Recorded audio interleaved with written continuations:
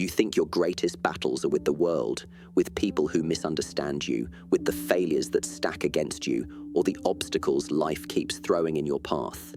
But that's not the truth. The truth is, the most dangerous enemy you will ever face is the one you carry within, the undisciplined, chaotic, self-sabotaging mind. You can have all the talent in the world, all the strength in your body, all the opportunities lined up in front of you, but if your mind is not under your command, you will burn down everything before it even begins. The mind is like fire. It can warm you or destroy you. It is a tool, but only if you learn how to wield it. Otherwise, it will control you, lie to you, and convince you to stay small, stay afraid, stay weak. So I will speak to you plainly, directly, as a warrior to another. Here are 7 powerful principles to help you control your mind and stop sabotaging the life you were meant to build. 1. Master the inner dialogue before it becomes your master. Your mind is constantly having a conversation with you, even when you're not paying attention. That inner voice, the one narrating your day, making comments about your mistakes, your appearance, your past, and your future, that voice is always active. And here's what most people don't realize: the way you speak to yourself, in private, in silence, when no one else is around, that's what shapes the person you become more than anything else. If that inner voice is filled with negativity, if it keeps saying you're not good enough, you're too late, you're a failure, then your actions will slowly start to reflect those beliefs. Even if you have potential, skills, or dreams, you'll hold back, you'll doubt yourself, you'll sabotage your own success, sometimes without even knowing why. That's because the subconscious mind is always listening. It believes what you repeat. And the more you repeat something, the more it becomes a belief, and the more that belief becomes your reality. Most people are stuck in this cycle without knowing it. They wake up and the first thing their mind says is, "You're already behind." They make a mistake and the voice screams, "See? You always mess things up." That voice might sound harmless, but it's quietly programming you to live small, to settle, to stay afraid. It becomes a mental loop, one that keeps you repeating the same habits, making the same excuses, and avoiding the same fears over and over again. If you don't interrupt that pattern, your mind becomes your master. It controls how you feel, how you act, and what you believe you deserve in life. But here's the good news. You have the power to change that dialogue. You can train yourself to catch the negative thoughts, question them, and replace them with something stronger. You can speak to yourself the way a disciplined warrior speaks to his team, not with softness or pity, but with clarity, strength, and purpose. Say to yourself, "I may not be there yet, but I'm getting better every day. I am not perfect, but I am progressing. I've failed before, but I'm not done yet." These are not just nice words, they're mental armor. Speak them until they become your truth. Talk to yourself like someone you believe in. Encourage yourself the way a coach speaks to an athlete in training. Be firm, be honest, but also be supportive. Remind yourself that growth is a process, and mastery begins with how you treat yourself in silence. If you fail to do this, your inner voice will become your greatest enemy, one that blocks you from ever reaching your true potential. But if you take control of that voice, if you rewrite the script playing in your mind, it will become your greatest ally. And in moments of fear, failure, or loneliness, that voice won't tear you down. It will lift you up, keep you centered, and remind you exactly who you are becoming. That is what it means to master the inner dialogue, because when you do, you no longer live under its control. You rise above it, and your life follows. 2. Train the mind like a muscle, daily, deliberately, and without excuse. If you want a strong body, you train it. You exercise, you stretch, you break a sweat. You don't expect your muscles to grow by accident. You don't expect strength to show up without effort. The same rule applies to your mind. But most people forget this. They expect mental strength to just appear when life gets hard.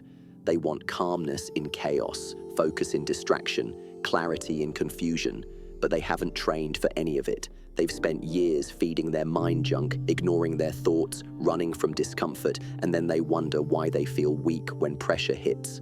The truth is simple. Your mind is a muscle, And if you don't train it, it won't be there for you when you need it most. Every time you choose distraction over discipline, scrolling over silence, pleasure over purpose, you are letting your mind grow lazy. A lazy mind becomes a noisy mind, and a noisy mind cannot focus, cannot grow, and cannot lead. If you want to sharpen your thoughts, you have to give your mind resistance. Just like your muscles need weight to grow, your mind needs challenge. Read something that makes you think. Reflect on your mistakes instead of blaming others. Sit in silence instead of always reaching for stimulation. And most importantly, develop habits that stretch your focus. Because in a world addicted to quick fixes and constant entertainment, the ability to focus for even an hour has become a rare and powerful skill. Training your mind isn't always glamorous. There's no applause. No one sees you doing it, but that's exactly why it works. The most powerful people are the ones who put in the invisible work, who meditate before the world wakes up, who journal when the emotions are heavy, who breathe deeply when anger wants to take over, who turn down noise so they can listen to themselves. These are daily disciplines, small choices. But over time, they build a mind that cannot be shaken by circumstances, cannot be manipulated by others, and cannot be broken by failure. You must understand, if you don't take control of your mind, the world will. Social media will train your brain to crave comparison. News will train your brain to live in fear. Advertising will train your brain to always feel lacking. You are always being trained, whether consciously or unconsciously. The only question is, who's doing the training? If you want clarity, if you want strength, if you want peace, you must become the one who trains your mind deliberately. You must take full responsibility every single day, even when you're tired, even when you don't feel like it, especially then, because that's when real growth happens, not when it's easy, but when it's hard and you do it anyway. The mind is like a sword. If you don't sharpen it, it will become dull. And in this life, a dull mind is more dangerous than a weak body. So commit to the training, not just once in a while, every day, with focus, with intention, with courage. Because a well-trained mind doesn't just survive pressure, it thrives under it. That's the power of discipline. That's how you become unstoppable, not by luck, not by talent, but by choosing to train your mind when no one else will. 3. Do not obey your emotions, channel them like a master. Emotions are part of being human. You will feel angry, you will feel fear, sadness, frustration, jealousy, doubt. These emotions are natural responses to the things you face in life. But what most people don't understand is that emotions are not commands, they are signals. Just because you feel something strongly doesn't mean it should guide your behavior. A weak mind reacts instantly to emotion, obeys it, and then regrets it. A strong mind feels everything deeply, but it learns to step back, to observe, and then to decide. That is the key to mastery, not the absence of emotion, but the ability to use it without being used by it. You are not weak because you feel angry, but you become weak when you allow that anger to control your words, your actions, and your decisions. Anger can be powerful, it can be fuel, but only if it is channeled with discipline. Otherwise, it will burn everything around you, including yourself. The same is true with fear. Fear is not something to eliminate, it's something to understand. It often shows you where you need to grow. It tells you what matters. But if you let fear control your life, it will shrink your world to the size of your comfort zone. Fear should be your advisor, never your master. Let it warn you, but don't let it paralyze you. Then there is sadness, which often feels like a wave crashing over your soul. But even sadness has wisdom to offer if you are still enough to listen. Sometimes sadness is not weakness, it is reflection. It is a moment when the soul is asking you to pause and look within. But when sadness turns into hopelessness, when it starts to whisper lies like nothing will ever get better, that's when you must step in and take control. Your job is not to suppress your emotions, but to rise above them with understanding and intention. The master does not run from emotion, nor does he blindly obey it. He feels everything, but he chooses what to do with that feeling. He channels his anger into focus. He turns fear into preparation. He transforms sadness into compassion. And through this process, he becomes stronger, not weaker. This is what I have always practiced in my life. not to be emotionally cold, but to be emotionally disciplined. There is a difference between feeling something and being ruled by it. Let me be clear, if you constantly act on emotion without awareness, you will destroy relationships, miss opportunities, and trap yourself in cycles of regret. Emotions are quick, they rise fast and fade, but the consequences of your reactions can last a lifetime, so never act at the peak of emotion. When you are angry, delay your response. When you are afraid, breathe. When you are sad, reflect. That pause, the space between feeling and action, is where your power lives. You are not a machine. You are not meant to be emotionless, but you must learn how to handle your emotions the way a swordsman handles his blade, carefully, respectfully, with precision. One wrong swing and you hurt the ones you love. One wrong reaction and you damage something you can't repair.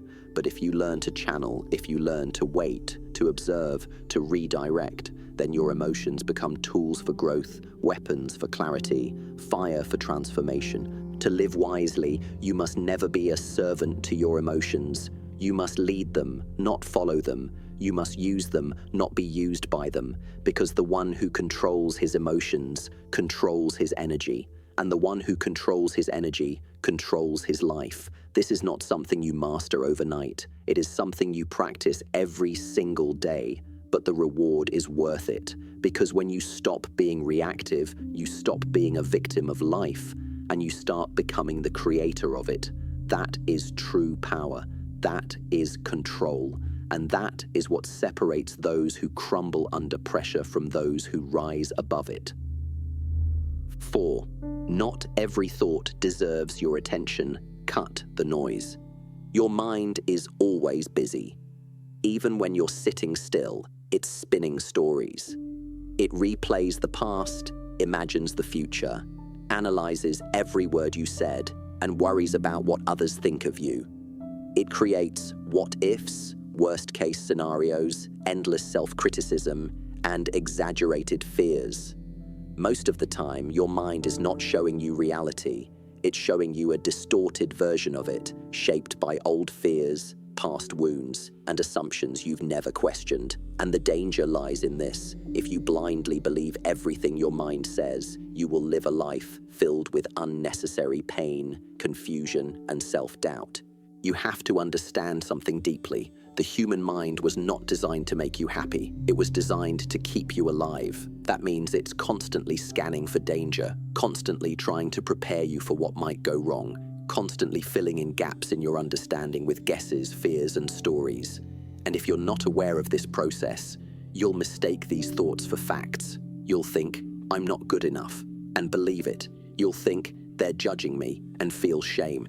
You'll think, what if I fail, and stop before even trying. This is how the mind becomes a cage, one made of thoughts you never chose but accepted without question. Most people are not suffering from reality. They are suffering from their interpretation of it. Their pain isn't coming from what's happening right now, but from the mental noise around it. They carry conversations that never happened, arguments they might never face, fears that may never come true. And all of it plays on repeat inside their head like a loud, relentless storm. This storm weakens their focus, drowns their peace, and hijacks their ability to live clearly and powerfully. So what must you do? You must learn to observe your mind, not obey it. You must realize that your thoughts are not commands. They are not truth. They are suggestions. And just like any suggestion, you can choose to accept or reject them. A thought only has power when you give it attention. If you feed it, it grows. If you ignore it, it fades. The mind is like a radio, always broadcasting, always making noise. But just because it's playing doesn't mean you have to listen. You can change the station, you can lower the volume, you can sit in silence and hear something deeper, your awareness. When you start to observe your thoughts with detachment, something powerful happens. You begin to see the patterns. You begin to notice which thoughts come from fear, which ones come from insecurity, and which ones are simply mental habits you picked up from your environment. Once you see these patterns, you're no longer inside them. You're no longer controlled by them. You are the observer, and the observer has power. Cutting through mental noise doesn't mean you stop thinking. It means you stop believing everything you think.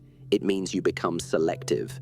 You train your mind to focus only on what is real, what is useful, what is empowering. You discard the rest, like mental junk. And just like cleaning your home brings peace to your environment, cleaning your mind brings peace to your soul. You must also be careful about what you expose your mind to. Every scroll, every headline, every video, every voice you let in, it all becomes part of your inner dialogue. If you consume constant negativity, drama, gossip, fear, your thoughts will reflect that. You will unknowingly start to carry the world's chaos inside your head. So protect your mental environment like you protect your body. Be intentional, be ruthless. If it doesn't feed your clarity, cut it off. When you declutter your mind, something beautiful emerges: stillness. In that stillness, your real thoughts begin to rise. Not the noisy ones programmed by fear or ego, but the deep ones, the calm ones, the ones that guide you back to truth. And in that space, you find peace, you find control, you find the ability to move through life with a clear head and a strong heart. Your mind is not meant to be your prison. It is meant to be your tool, but it will only serve you if you take the time to master it. Not every thought is worth following. Not every fear is worth obeying. Not every voice in your head is your own. Cut the noise, and you will hear your real self again. And once you hear that voice, you'll never want to go back to the chaos again. That's where control begins, not by shouting over your thoughts, but by learning to be still enough to choose which ones deserve your attention. That is true mental freedom. That is true power. 5. Discipline is the purest form of freedom. There is a common misunderstanding in the world today. People believe that freedom means doing whatever you want whenever you feel like it. They think freedom is waking up late, skipping the hard work, chasing pleasure, and avoiding anything uncomfortable. But this is not freedom. This is slavery to your impulses. The person who always follows their feelings is not free. They are chained to them, and those chains are invisible, which makes them even more dangerous. If you only act when you feel motivated, if you only show up when things are easy, and if you only push forward when you're in the mood, you will never accomplish anything meaningful. You will start things and never finish. You will dream big but live small.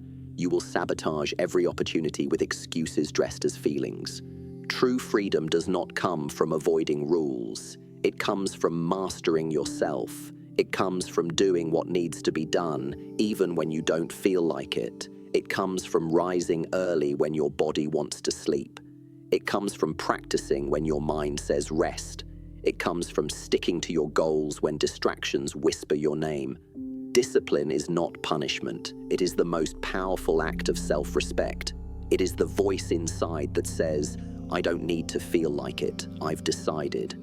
Every day you are faced with small decisions that shape your future: to get up or to snooze, to train or to slack, to eat clean or to indulge, to speak truth or stay silent, to keep going or give up.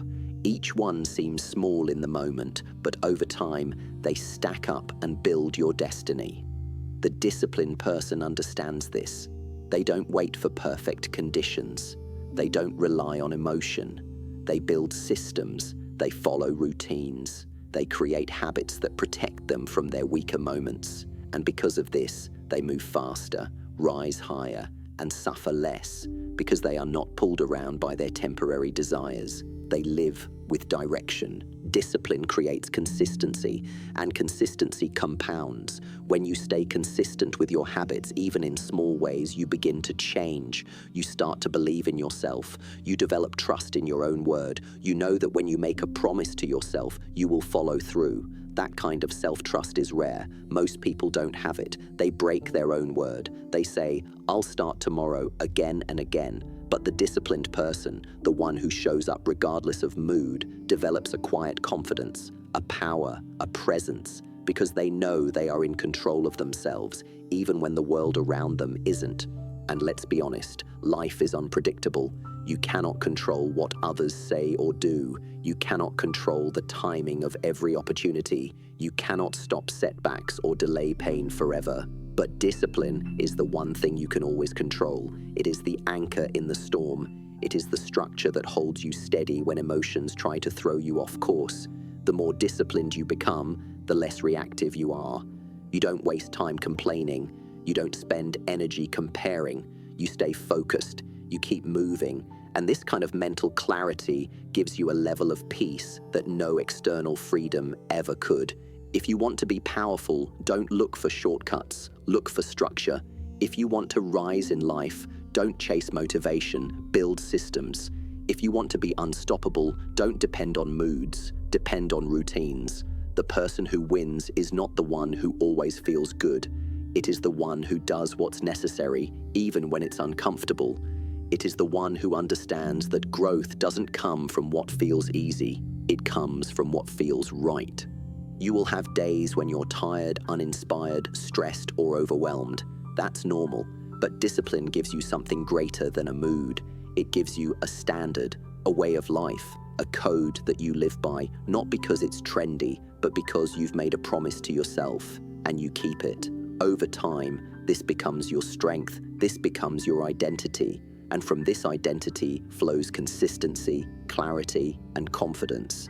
So remember, the one who lacks discipline will always be at the mercy of their impulses. But the one who lives with discipline is no longer a prisoner of desire. They have unlocked something greater than motivation. They have unlocked mastery. And mastery begins the moment you stop asking, "Do I feel like it?" and start declaring, "This is who I am." That is not restriction. That is freedom, the purest kind, the kind that no one can take from you because you didn't wait for it. You built it, brick by brick, day by day, through every small, consistent act of discipline. 6. The strongest person in the room is the one who responds, not reacts. There is a difference between strength and control, and most people confuse the two. You can be loud, aggressive, physically powerful, and still be completely weak on the inside. Why? Because real strength is not about how fast you hit back, how loud you speak, or how forcefully you react. Real strength is measured by your ability to remain calm in the face of chaos, steady in the face of insult, and composed in the presence of pressure.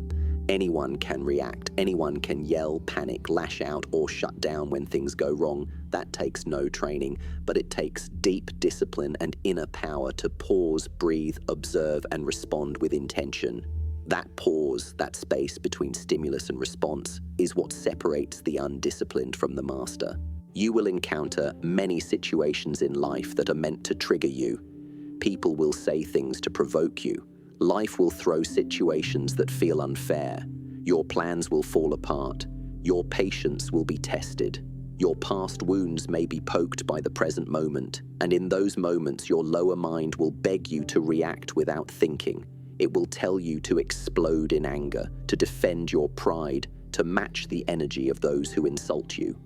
But that reaction, though it may feel powerful in the moment, is a trap. It steals your peace. It weakens your presence. It hands your power to the very thing that disturbed you. When you react impulsively, you let the world control you. You become like a puppet, and every external circumstance holds the strings. One insult pulls you into anger. One mistake drags you into self-hate. One delay pulls you into frustration. One opinion throws you off your path. But when you choose to respond instead of react, you cut those strings. You say, "I am not controlled by what happens. I am in command of how I choose to meet it." That mindset is not weakness, it is mastery, because it means you are no longer at the mercy of your emotions. You are leading them instead of being led by them. Think of a martial artist. In a fight, he doesn't respond to every movement with panic. He observes, he reads the opponent, he conserves energy. He doesn't fall for feints or tricks. He acts only when it's time, and when he does, it is with precision. That's how you must train your mind. Every emotional trigger is like an opponent testing your balance. You don't have to react to every push. You don't have to swing wildly at every insult. Stay centered, watch, choose, then respond, not from ego, but from clarity. You may think reacting shows strength, but often it's just the mind's way of escaping discomfort. It takes much more power to remain calm when your heart is racing. It takes much more mastery to walk away from a battle your ego wants to fight. Anyone can scream, argue, throw blame, or act out, but very few can hold themselves back, take a breath, and ask, what's the wisest move here? The one who does that is strong, not in the eyes of the world maybe, but in the eyes of truth. And here's something most people never realize. Every time you pause instead of react, you grow. That pause becomes a muscle. The more you train it, the more automatic it becomes. Over time, the things that once triggered you will start to lose their power. You will notice the old patterns trying to rise, but you will have enough awareness to stop them. And that is when you know your training is working, not when life is easy, but when life is hard, and you remain calm anyway. Responding means you remain the author of your behavior. You do not let others write your story through provocation. You stay on your path. You act with purpose. You protect your energy. You protect your peace. That does not mean you become passive or silent. It means you act when it matters most, and not because your emotions demanded it. The storm may still rage around you, but your foundation does not shake. You are rooted in discipline. You are grounded in presence. When you live this way, you begin to earn a different kind of respect, not from others, but from yourself. You trust yourself more. You no longer fear emotional chaos because you know you can handle it. You no longer feel controlled by anger, fear, or pride because you've taken the time to master your response. That's where confidence comes from, not from shouting, but from knowing you won't break under pressure, not from dominating others, but from having dominion over yourself. So remember this: reacting is easy, but easy things rarely lead to mastery.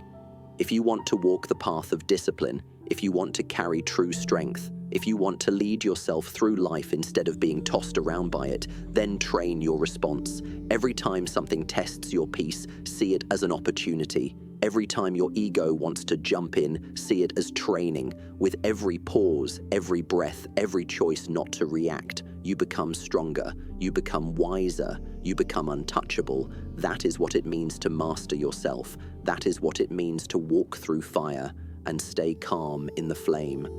7. Your mind can either be your greatest prison or the key to your liberation.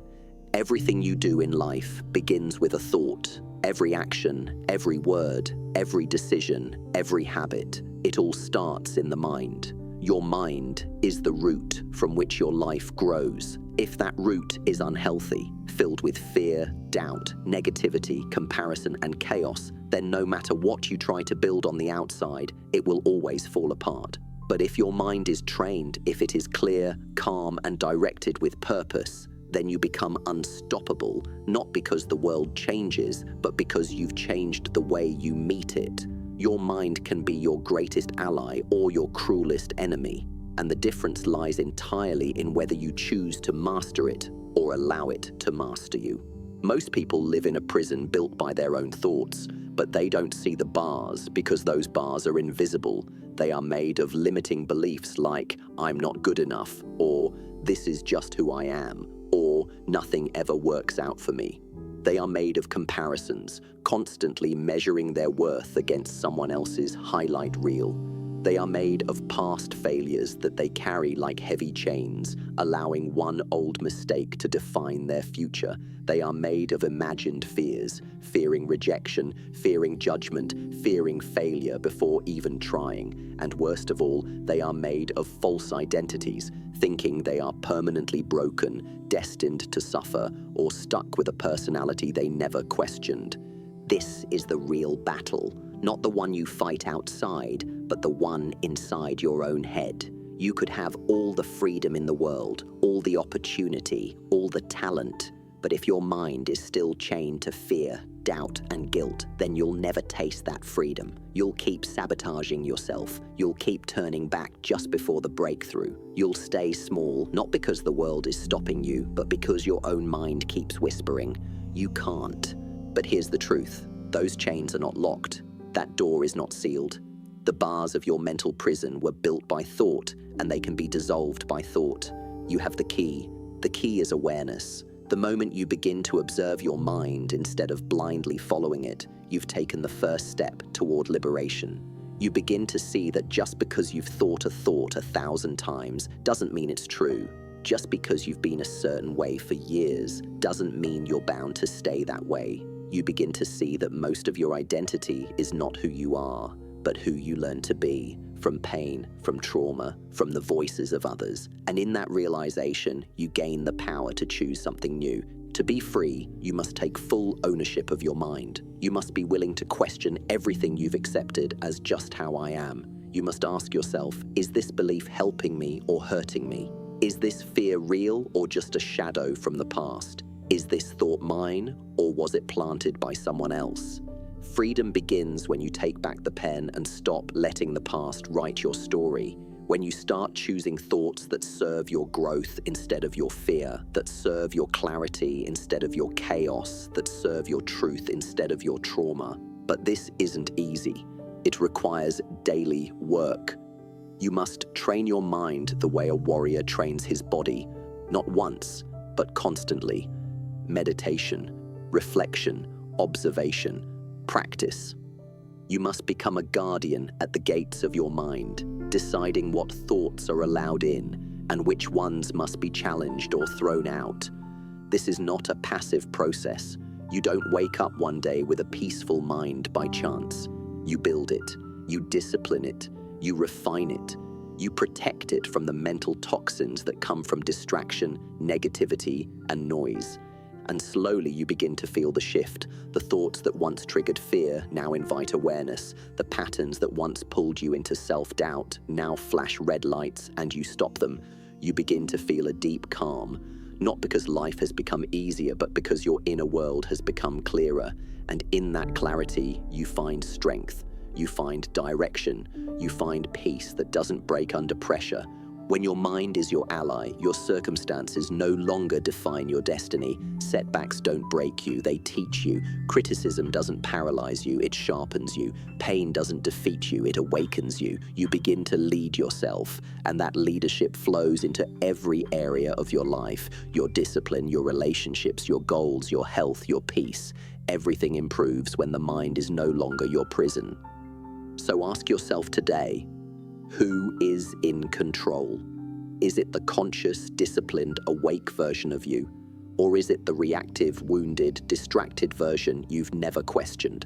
If you want to be free, don't wait for your environment to change. Start with your thoughts. Start with your inner dialogue. Start with the way you interpret your pain. That's where the real transformation begins, not on the outside, but deep within.